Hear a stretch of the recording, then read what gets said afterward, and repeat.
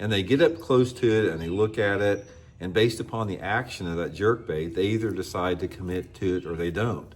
And one of the most profound jerkbait experiences I ever had was at Lake Champlain in Vermont during an FLW tournament. This tournament was the first tournament that I ever fished a Megabass Division 110. I was basically the only one that even had one in that tournament.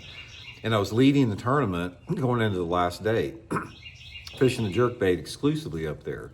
And in the first 3 days of the tournament, when I was leading it, we had high winds. In other words, the winds were blowing 15, 20 miles an hour. So I was fishing this big flat, and it was so windy out there that even though the water was real clear, I couldn't really see under the surface that good, because we had 1.5 and 2 foot waves coming in on where I was fishing.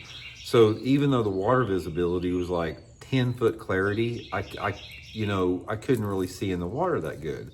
The last day of the tournament, it slicked off calm on this particular area.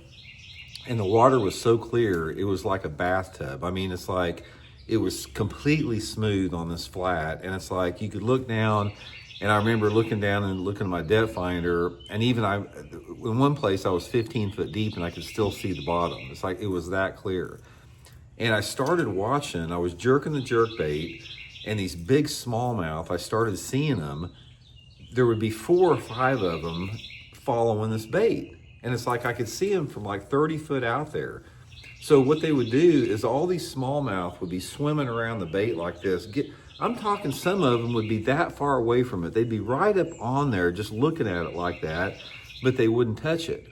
And the only time that I could get them to touch it is by that, in that particular tournament, is I had to stop it, and then I had to jerk it super hard like that, and then they'd react to it. So the point of the matter is I think if you're in a clear water situation, you have a lot of bass that the jerkbait gets their attention because it's a darting bait like that, and they're curious and they come over to it.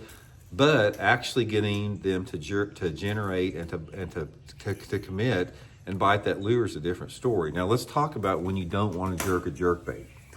Most people, when they're fishing a jerkbait, they're doing the jerk, jerk, pause, jerk, jerk, pause, jerk, jerk, pause. And sometimes they'll let it set a little bit longer, just depending upon the situation there.